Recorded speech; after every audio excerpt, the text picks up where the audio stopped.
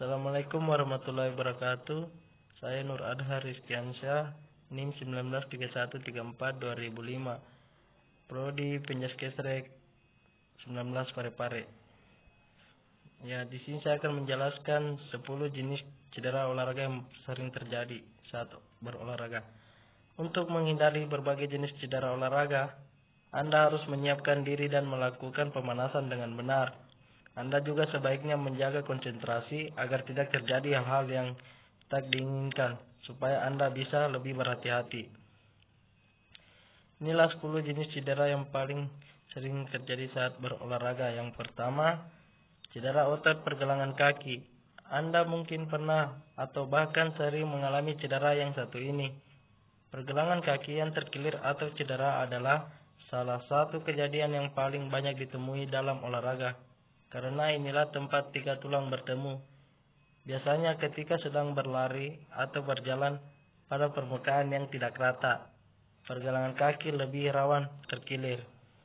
Ketika pergelangan kaki terkilir, istirahatkan dulu kaki Anda dan jangan dipakai berjalan atau berdiri.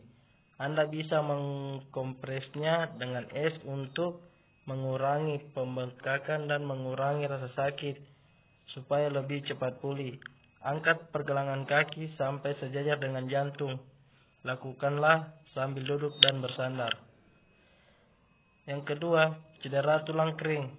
Cedera ini ditandai dengan rasa nyeri pada betis dan tulang kering bagian atas.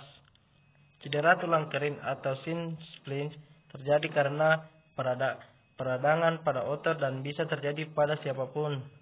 Umumnya cedera tulang kering terjadi saat Anda berlari atau melompat. Penyebab yang paling sering ditemui adalah ketika Anda meningkatkan intensitas aktivitas fisik secara tiba-tiba, misalnya mempercepat laju jogging. Penyebab lainnya adalah berolahraga dengan sepatu yang tidak nyaman dan berlari sambil menanjak atau menurun jalanan aspal yang keras.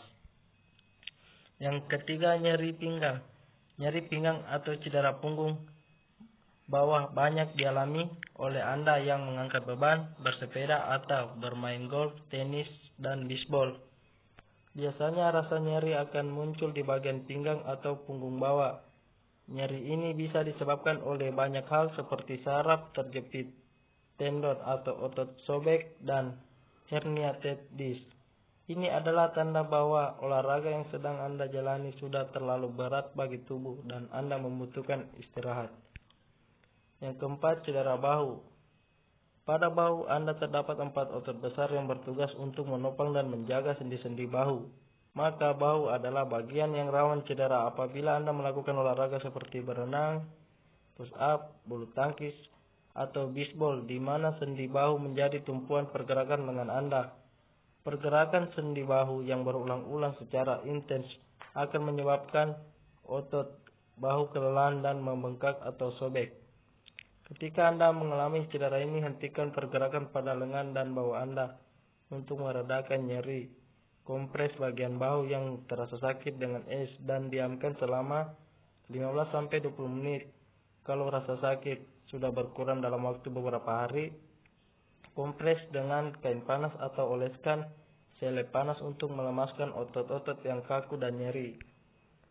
Yang kelima, kram otot. Jenis cedera olahraga ini sering terjadi, terutama jika Anda langsung berolahraga secara intens tanpa melakukan pemanasan dan peregangan otot yang tuntas. Kram otot bisa terjadi di bagian tubuh manapun, tetapi biasanya saat berolahraga kram akan muncul pada kaki. Ketika kram menyerang, otot Anda mengalami kontraksi tiba-tiba sehingga Anda akan merasakan nyeri dan bagian tubuh yang diserang kram akan sulit digerakkan selama beberapa detik atau menit. Kram otot bisa mengancam nyawa jika terjadi saat berenang karena Anda berisiko tenggelam. Yang keenam, cedera lutut. Cedera lutut sering terjadi pada atlet lari, sepak bola, basket, voli, dan olahraga cabang atletik yang banyak bertumpu pada lutut. Biasanya ditandai dengan rasa nyeri pada tempurung lutut yang disertai dengan bunyi seperti retakan atau patahan. Jenis cedera olahraga ini bisa terjadi karena kecelakaan seperti jatuh dan terbentur, atau karena gerakan yang tidak lazim dan terlalu lama melakukan gerakan dengan lutut sebagai tumpuan. Pada beberapa kasus, sendi pada lutut mengalami pergeseran sehingga menyebabkan rasa sakit yang luar biasa. Menyembuhkan cedera lutut butuh perawatan yang intens. Anda sebaiknya beristirahat total agar lebih cepat pulih. Posisikan lutut agar selalu terangkat, misalnya dengan mengganjal pakai bantal tinggi saat Anda berbaring. Untuk membantu mengurangi rasa sakit, kompres dengan es. Namun, jika cedera Anda tidak membaik setelah perawatan berhari-hari, konsultasikan pada tenaga kesehatan profesional.